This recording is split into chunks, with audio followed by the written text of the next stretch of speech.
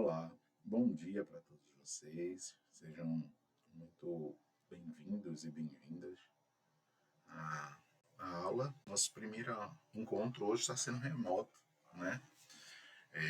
E hoje a gente está iniciando a disciplina de Estatística Aplicada à Administração. Para o curso de Administração, vocês estão no segundo período, ou alguém que esteja cursando a disciplina agora. Sou o professor Rafael, tá certo? Vou iniciar essa jornada com vocês. E aí hoje, nesse primeiro encontro, vou tentar de uma forma concisa passar as linhas gerais da disciplina, tá certo? Eu estou optando por fazer esses encontros de forma assíncrona, esses encontros deixar gravados, porque eu sei que nem todo mundo tem uma conexão boa, às vezes está a conexão disponível naquele momento e não é a ideia de que ninguém perca o conteúdo. Então, por isso que nossos encontros vão ser assíncronos, tá certo? Então, passar as linhas gerais dessa disciplina e a gente já vê o primeiro assunto de hoje, que a gente está iniciando o que é estatística, né, e falar um pouquinho sobre o método estatístico, tá certo?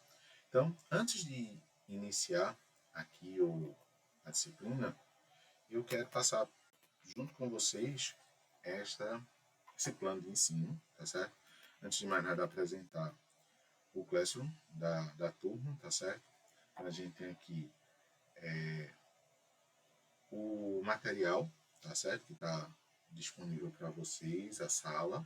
Né? Dentro dessa sala existe aqui a programação de aulas, todas as semanas, inclusive nas semanas em que houver aula presencial, é nesse Classroom que eu vou estar disponibilizando o material a vocês. Então, semana a semana, tanto os slides quanto os exercícios, tá certo? Vai estar tudo sendo acompanhado aqui no Classroom, tá bom? Então, mesmo que vocês faltem, tem como vocês acompanharem os slides da aula, as fichas de aula e as atividades que forem propostas, certo? Mesmo que não tenha uma videoaula, só nos dias que for remoto, mas o restante dos materiais de todas as salas, de todas as aulas, inclusive as aulas presenciais, vão estar aqui disponíveis.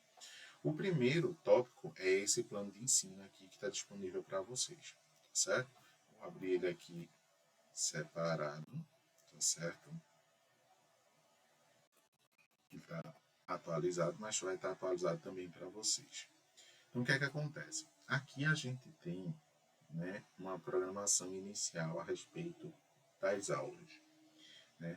A gente sabe que tem uma contingência por conta da reforma do prédio da Fachuca, e aí a previsão é que até o fim do mês a gente tem aulas remotas. Né? Depois disso a gente volta às aulas presenciais. Então as aulas são indicadas aqui como aulas remotas até 29 de setembro. A partir de 6 de outubro, nossas aulas passam a ser presenciais, tá certo? E a gente dá continuidade no assunto aqui. A gente tem a previsão de ter duas provas, tá certo? Presenciais. Duas provas na primeira unidade e um trabalho na segunda unidade. Como eu disse a vocês, eu vou estar iniciando a disciplina. Né? Eu tenho previsão de ter um encaminhamento para o afastamento para estudos, né? Doutorado, que já estou cursando inclusive. Mas, então, a ideia era que a gente iniciasse já com um professor substituto, só que infelizmente esse processo não conseguiu ainda ser concluído, e aí provavelmente eu vou estar iniciando com vocês, devo ficar até o fim do ano com vocês, mas não vou terminar o semestre com vocês, tá certo? Por isso, eu vou tentar estou tentando organizar a disciplina de modo que não deixe trabalho para o professor que está chegando não saber onde é que está pisando e, enfim, desenvolver toda a questão das habilidades finais aí. Então eu vou deixar uma parte básica encaminhada e vou deixar um complemento aí para ele tomar conta, tá bom? Todas essas aulas aqui, elas têm um númerozinho que são os números da ficha, tá certo? A ficha que vai estar disponível para vocês. A ideia é que nesses dois encontros aqui nós tenhamos duas fichas, tá certo? E aqui essa possibilidade aqui de avaliação, ela pode ser mudada para o dia 20 né? A gente faz uma revisão aqui dia 13 e pode ser alterado dia 20. Isso a gente vai resolver quando tivermos o encontro presencial dia 6 de outubro, tá bom? Então fiquem muito tranquilos quanto a isso. A gente tem como organizar aqui. A segunda avaliação é a recuperação, que aqui, enfim, é optativa. E aí as aulas com outros assuntos, outros conteúdos, mas a orientação para o trabalho que vocês devem entregar na segunda unidade, tá bom? Só que aí o trabalho eu vou antecipar, já visto que eu devo ficar com vocês até o fim do ano, então vou estar antecipando a entrega do trabalho da segunda unidade até 22 de dezembro. Então a gente vai trabalhar com essas datas.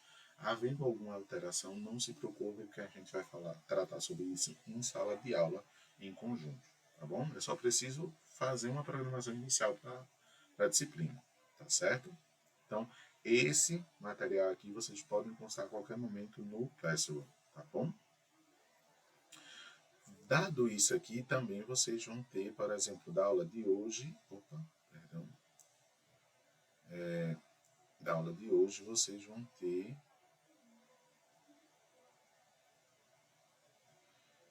um vídeo aula, que é esse conteúdo que eu estou gravando, os slides que eu vou apresentar para vocês, a ficha de aula e as atividades, que essas atividades é imprescindível que vocês façam, porque ela vale como uma presença do dia, tá bom? Essas atividades, elas estão possíveis de vocês fazerem, eu coloquei a programação até 12 de outubro, tá certo? De 20 dias aí para vocês fazerem, considerando toda a dinâmica aí, tá certo? Mas não deixem para depois. E outra coisa, essas fichas elas podem valer com uma pontuação extra lá na frente, podem, tá certo? Mas só vale aquele que foi entregue na data. Bom, vamos lá. Então vamos de fato à aula, tá certo? Para acompanhar, eu tenho com vocês a ficha, tá certo? Essa ficha que está aqui disponível com vocês, essa daqui, certo?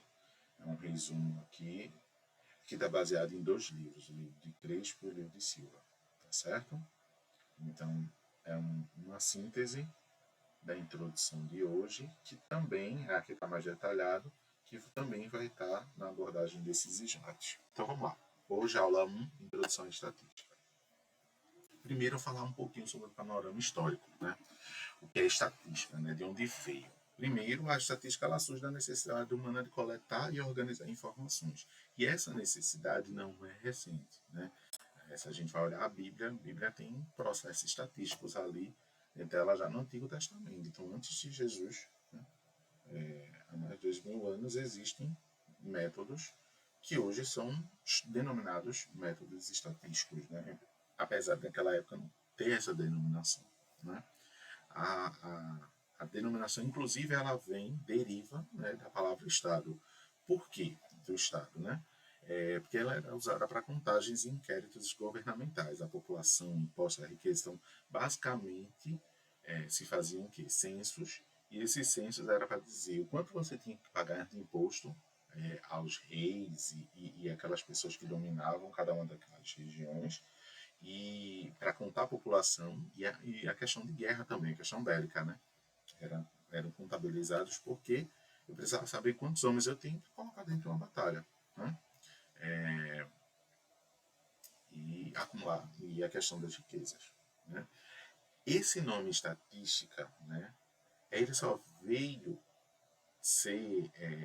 só veio aparecer no século XVIII aí, com Godofredo Henschel, que ele batizou essa nova ciência, organizou um método estatístico ali mínimo, né? E ele começa a registrar que é possível fazer inferências, ou seja, é possível a gente entender o movimento todo a partir de um pedaço, né? A partir de uma parte, né? E aí ele que foi formalizando o que era o objetivo da estatística e quais suas relações com outras áreas e organizou esse método, né? Hoje a estatística deixa de ser uma simples catalogação de dados, um simples apanhado de dados para se tornar um estudo de conclusões sobre uma população a partir de uma amostra, né? E aí é o que a gente chama de estatística inferencial, tá tá certo? Mas, definição, o que é estatística, né? Eu peguei duas definições, assim como eu disse a vocês, do livro do Crespo e o outro livro do Silva, em que eles sintetizam aí, né, o que é estatística, né? Então, primeira definição, é o conjunto de métodos e processos quantitativos que serve para estudar e medir os fenômenos coletivos, a partir de um pedaço, vou entender o todo, né? Na segunda definição, também, de um desses livros, a gente tem que estatística é a parte da matemática aplicada que fornece métodos para a coleta, a organização, a descrição, a análise e a interpretação de dados. Isso para a utilização dos mesmos na tomada de decisões. Eu gosto muito dessa definição de estatística porque ela cita os 5 processos estatísticos. Em alguns livros materiais, a gente vai encontrar como partes do processo estatístico 4, né, até 7. Isso aí vai variar de autor para autor. Por que varia de autor para autor?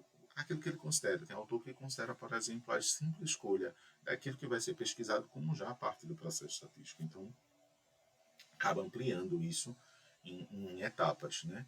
A gente, como está usando esses dois livros como referência, a gente vai usar esses 5 passos aí: coleta, organização, descrição, análise e interpretação de dados. Tá certo? E aí, a gente precisa primeiro diferenciar o que é o método científico e o que é o método estatístico, né? Qual a diferença entre eles? Primeiro, o método científico é um conjunto de meios para se chegar no fim. Já o estatístico é aquilo que é usado de modo, quando é usado de modo experimental, não é viável, né? E aí ele é muito aplicado nas ciências sociais. Se no método científico a gente tem um método experimental que ele mantém todas as causas constantes, exceto uma, para estudar seus efeitos, é o que acontece, por exemplo, na física.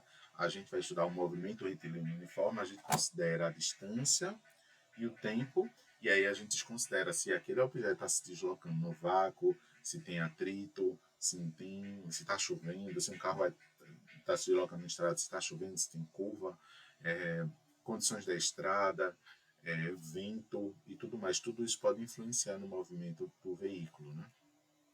Mas a gente desconsidera tudo isso para observar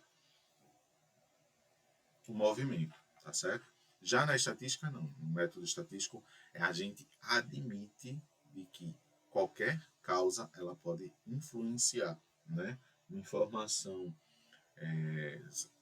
prévia pode modificar uma pesquisa. Se você está pesquisando determinado grupo ou outro, ele pode influenciar na pesquisa, o local que você está pesquisando,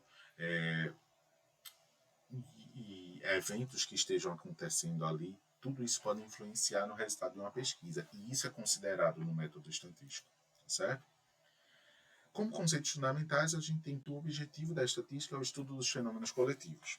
Já a população, que a gente vai ouvir falar muito, é o conjunto total de itens que são de interesse para estudo. Já a amostra é um subconjunto dessa população. Subconjunto não vazio, tá certo? Então, uma amostra ele sempre tem que ter pelo menos um elemento aí dessa população.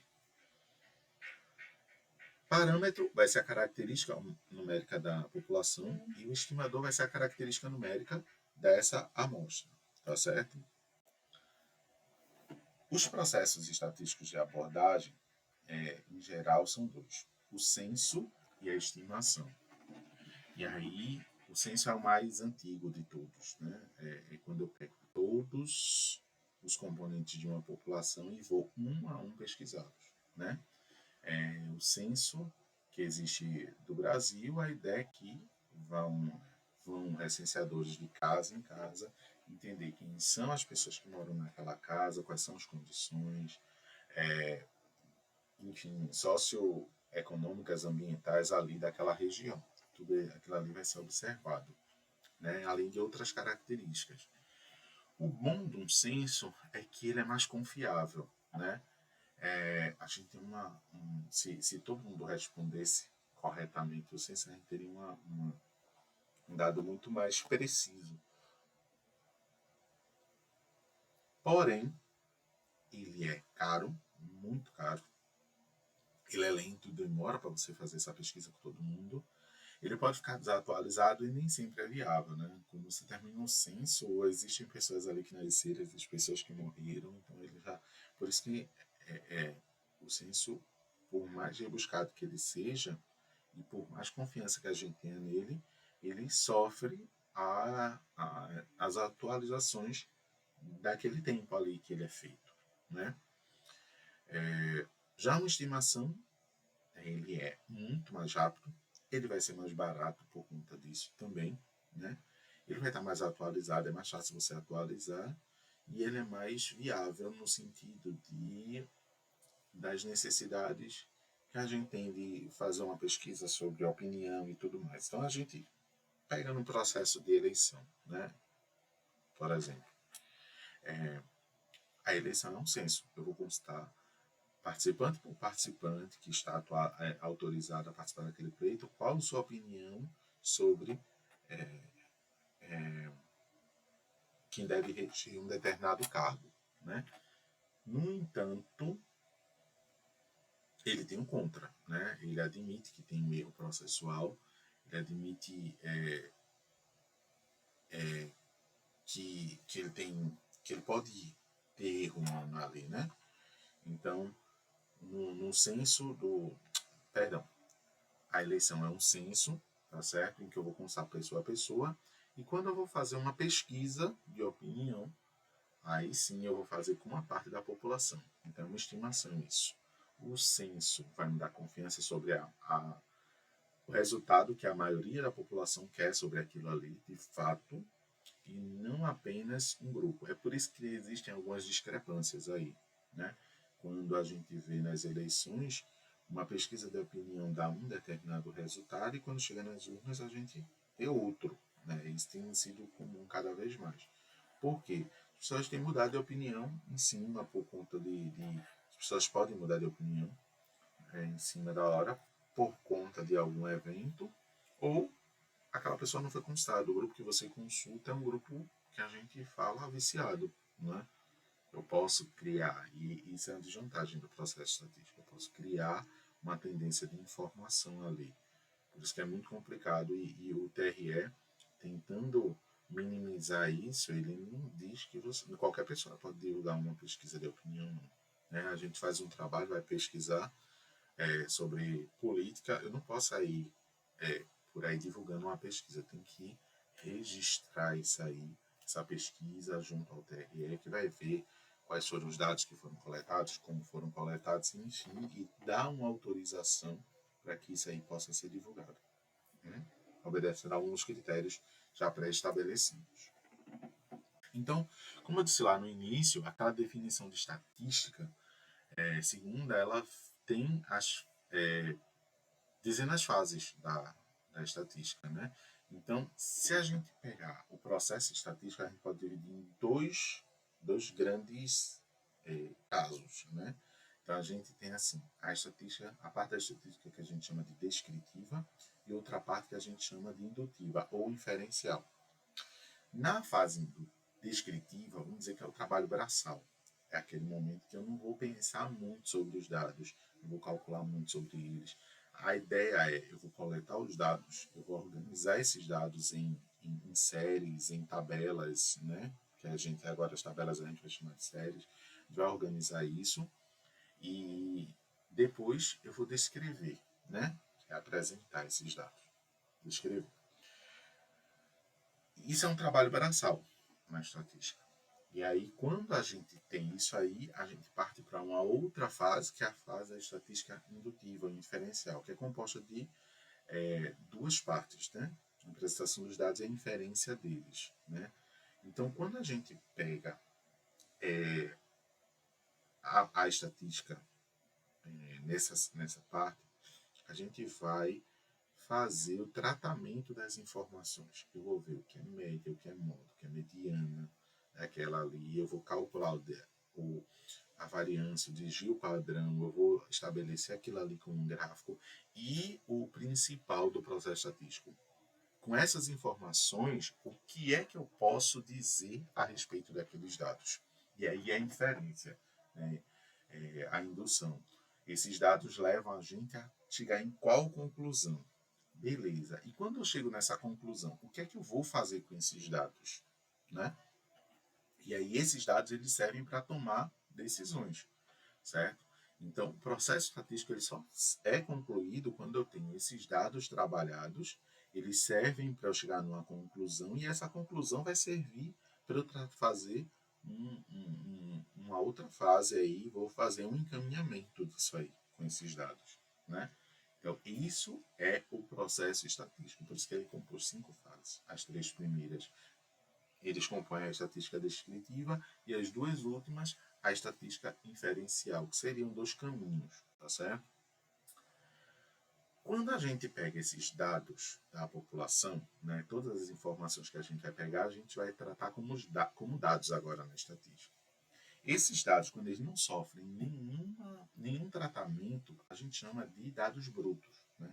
Então, quando eu pego a pesquisa e vou fazendo, a pessoa vai me responder. Né?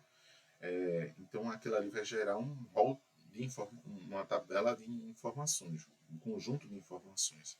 Sem tratamento nenhum, a gente chama esses dados de dados brutos. Né? Eles não estão organizados, não tem uma observação direta. Quando a gente pega esses dados e a gente já faz uma primeira organização, né, eu coloco numa ordem alfabética, eu coloco numa ordem crescente ou decrescente, né? Então, dado um determinado parâmetro ali, uma determinada informação, então a gente tem sim um rol. Né? Então, dados brutos, quando não tem organização, quando a gente organiza, a gente tem um rol. Tá certo? Esses são os primeiros conceitos que a gente tem para a estatística, da ideia de estatística, tá certo? Então, na síntese, eu recomendo que vocês peguem a ficha, deem uma lida, né, é bem inicial, eu não vou pegar pesado na primeira aula mesmo, principalmente nesses encontros remotos, eu vou deixar para fazer isso com mais intensidade quando a gente estiver na sala de aula, que vai ficar mais fácil para a gente, tá bom? E aí a gente vai do seguinte, né? A gente vai pegar alguns exercícios aqui para poder a gente lembrar. Então, eu vou pegar uma lista aqui de exercícios e a gente vai tratar um pouquinho sobre eles, tá certo? Então, a primeira pergunta para poder a gente relembrar aqui o conteúdo da aula de hoje, né? Primeiro, qual foi a principal contribuição de Godofredo Enschwald para a estatística? Então, letra A, ele formalizou e deu nome à nova ciência de estatística. Letra B, ele criou o primeiro censo da história. Letra C, ele criou o método experimental para a física. Ou letra D, ele desenvolveu a primeira calculadora estatística. E aí, o que é que vocês acham? Quem respondeu? Letra. Deixa eu ver se consigo marcar aqui.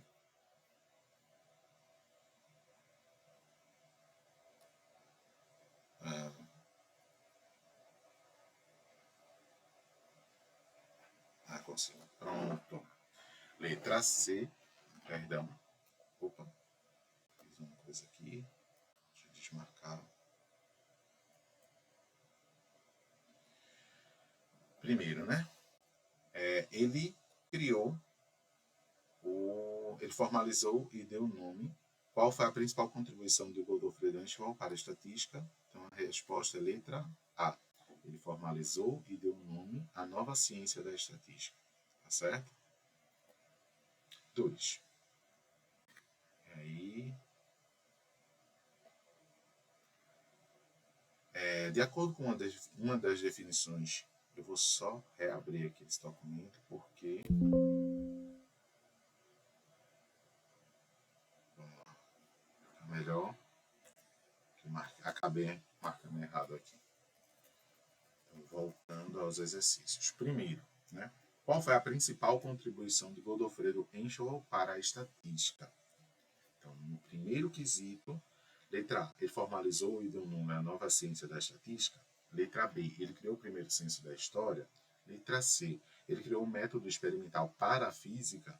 Letra D, ele desenvolveu a primeira calculadora estatística. Então, qual a letra que vocês acham? Quem respondeu a letra A respondeu corretamente. Ele formalizou e deu nome à nova ciência da estatística. Segundo quesito agora. De acordo com uma das definições do documento, a estatística é a parte da matemática aplicada que fornece métodos para o quê? Letra A. Né? Apenas a tomada de decisões sem análise de dados. Letra B. O estudo de fenômenos individuais e não coletivos. Letra C. Apenas a descrição e análise dos dados. E letra D. Coleta, organização, descrição, análise e interpretação dos dados. Respondeu certo quem respondeu a letra D. Coleta, organização, descrição, análise e interpretação. O erro da letra A está a dizer que é sem análise dos dados, que é com análise dos dados, e não é apenas a tomada de decisão, é também a tomada da decisão, né? O final é isso. B.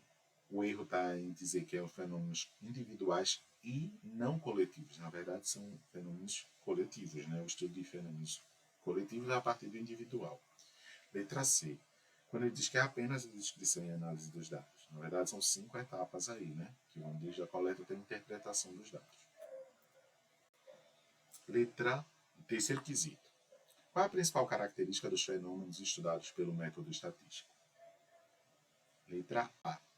Eles devem ter apenas uma causa única e constante? Letra B. Eles admitem que as causas podem variar? Letra C. Eles são estáticos e não variam? Letra D. Eles são imprevisíveis e não podem ser medidos. Resposta correta? Respondeu certo quem respondeu a letra B. Eles admitem que as causas podem variar. Muito bem. Quarto quesito. Por que a estatística é considerada uma ciência que subsidia outras como a biologia e a sociologia? Letra A. Porque ela lida com fenômenos que não podem ser estudados por outros métodos. Letra B. Porque ela fornece uma linguagem comum para todas as ciências. Letra C. Porque ela atua como instrumento de pesquisa, fornecendo métodos para análise de dados. E letra D. Porque ela é mais precisa do que outros métodos científicos. Respondeu correto quem respondeu a letra C. Porque ela atua como um instrumento de pesquisa, fornecendo outros métodos para análise dos dados. Gente, seria alguns aqui até meio que podem confundir, né? Quando a gente faz a leitura da letra A, o erro da letra A é que ele lida com fenômenos que não podem ser estudados por outros métodos. Sim, isso também, né? Mas não é o único. Às vezes um outro fenômeno, né? Um fenômeno ele pode ser analisado por uma outra forma, por outro método, né?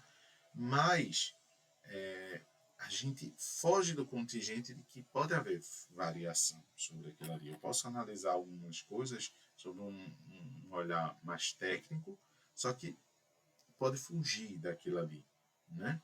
Então, principalmente nas ciências sociais, né? Por isso que ela atua como instrumento de pesquisa e ele vai fazer métodos para análise dos dados.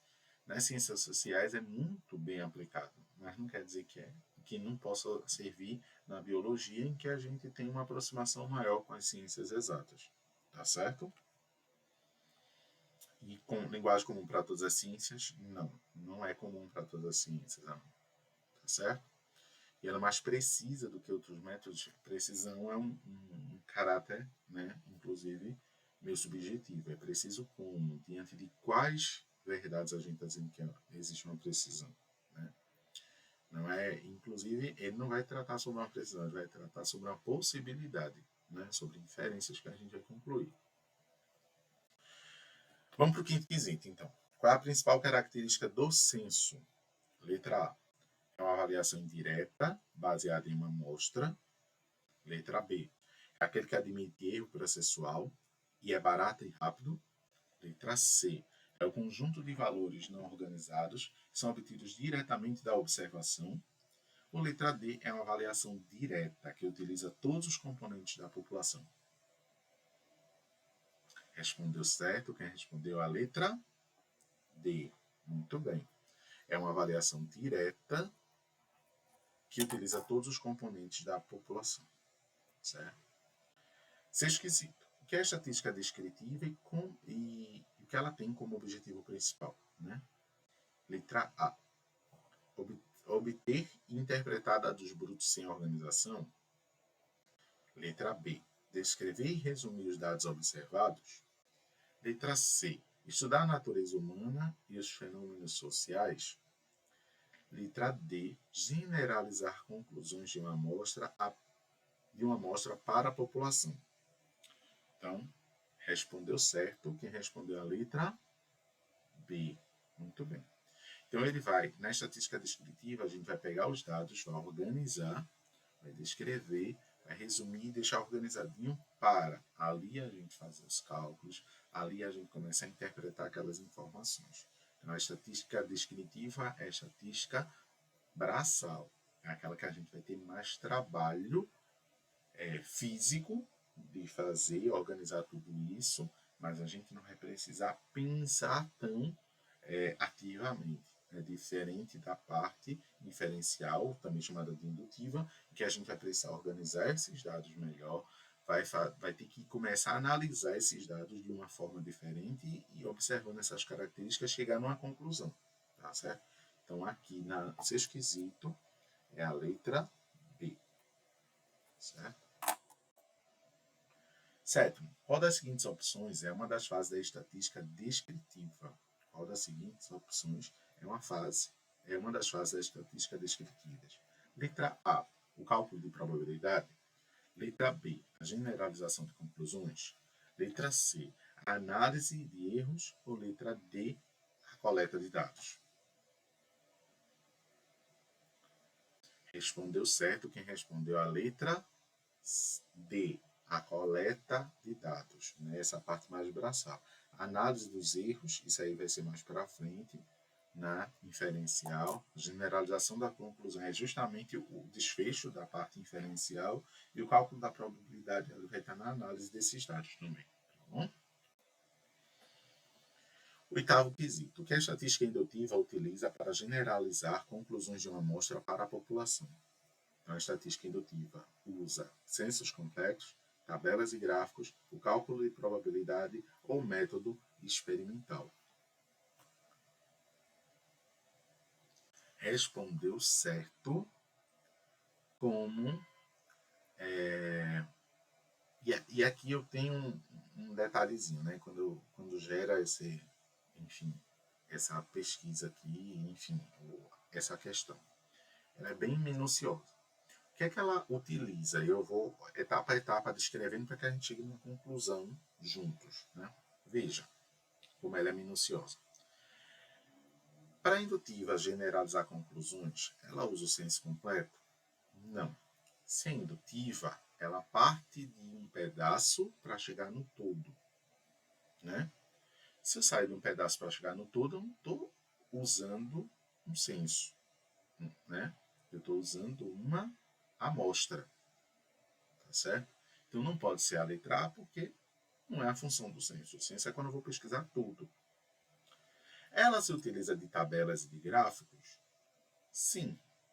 Em parte, sim. Eu vou pegar as tabelas, vou olhar os gráficos e vou começar a analisar aquilo ali. O que é que eu tenho de informação? Certo? Como eu posso chegar nessa informação? Então, ela vai se valer de tabelas e gráficos? Vai. Mas só isso? Não. Né? Ela precisa de algumas outras informações. Né? Depois, a gente tem o cálculo de probabilidade, que também é uma parte que a gente pode utilizar a chance daquilo ali acontecer. Né?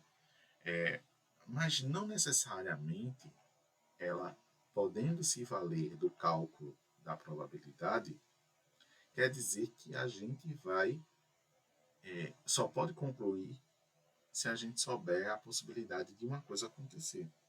Posso ter um dado que já aconteceu, um dado, a probabilidade daquilo ali, né, que já aconteceu, qual era a chance de que tinha para acontecer, qual foi aquela conclusão. Mas não somente isso, eu posso ter dados que a gente vai falar mais um pouquinho à frente, sem ser dados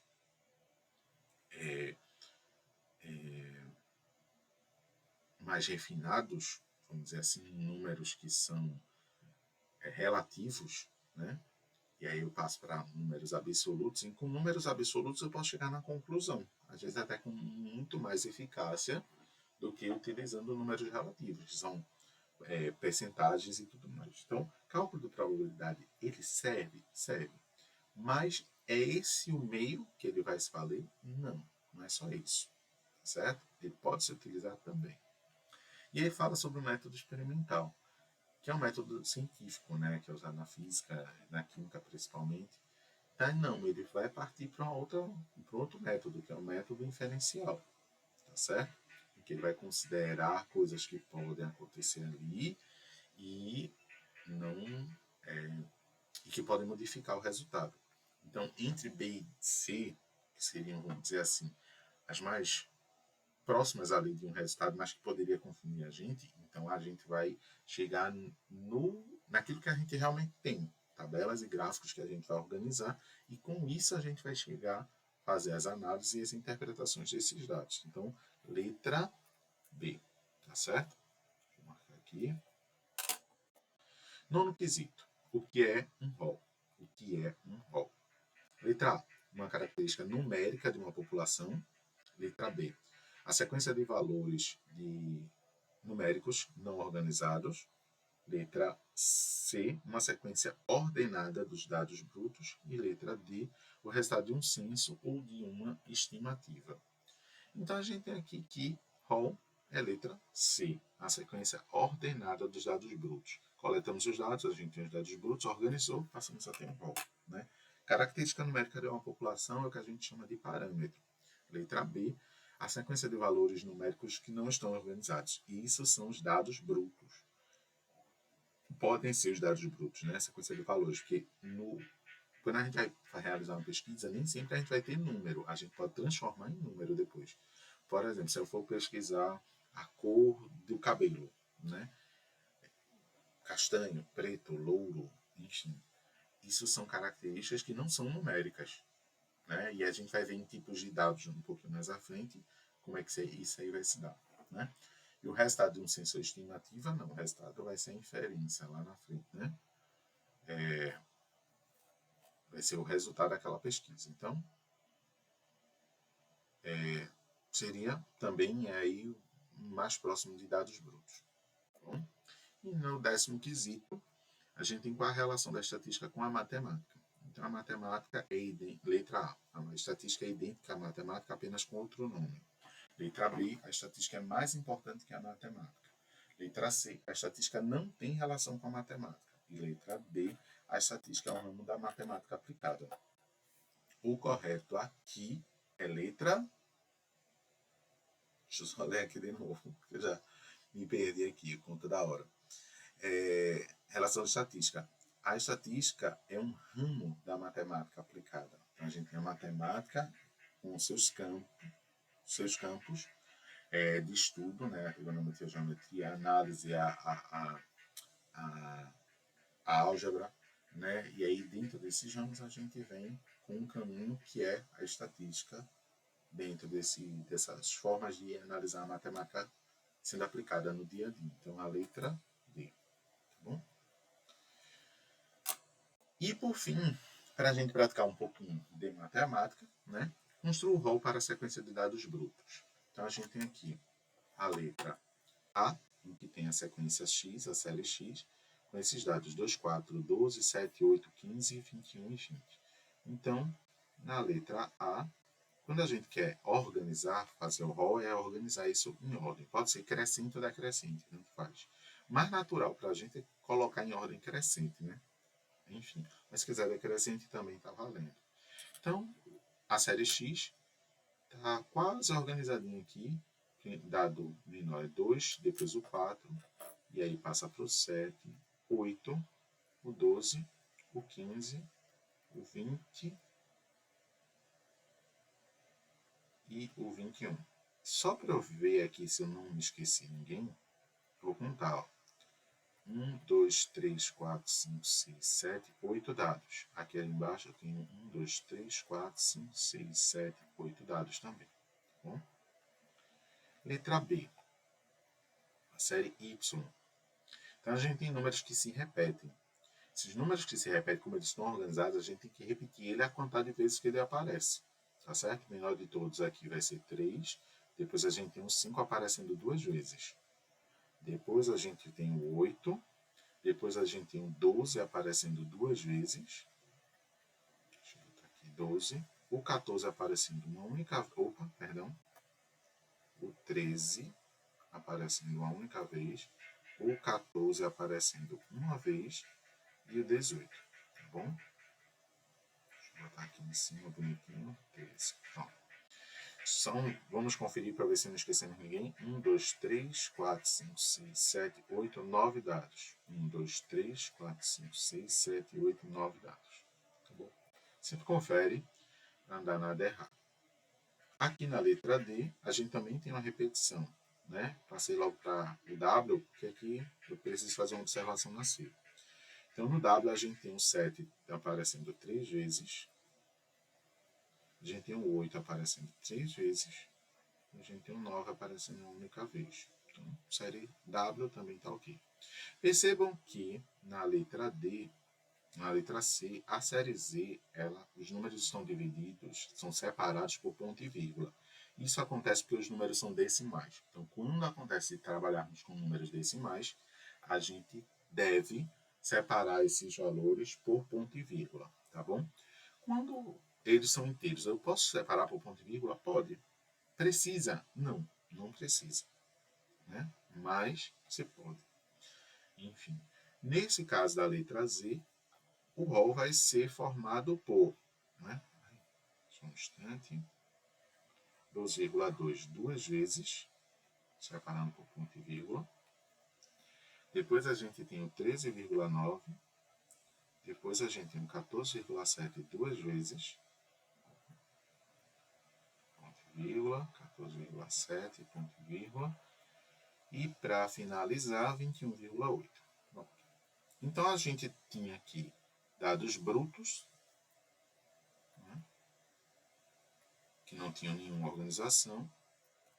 E aqui, como resposta, a gente deu os rolos, né? Ou seja, os números organizados. Tá certo? Agora, vou convidar vocês para que vocês peguem os exercícios que estão propostos, que são da lista 1. Façam esse exercício, que inclusive vai contar com frequência dessa aula. Vocês têm um tempo aí para poder fazer, não esqueçam de fazer. E aí, até o próximo encontro da gente, que também vai ser um encontro remoto. Então, vou deixar aqui a aula gravada, tá certo? Dúvidas que vocês tiverem, pode tirar pelo Classroom, tá certo? E aí, vamos seguindo. Para vocês, uma ótima semana, né? Próximo encontro da gente pelo calendário aí vai ser no sábado que vem. Então, no sábado de manhã, o material vai estar disponível para vocês. Até a próxima e bons estudos. Tchau, tchau.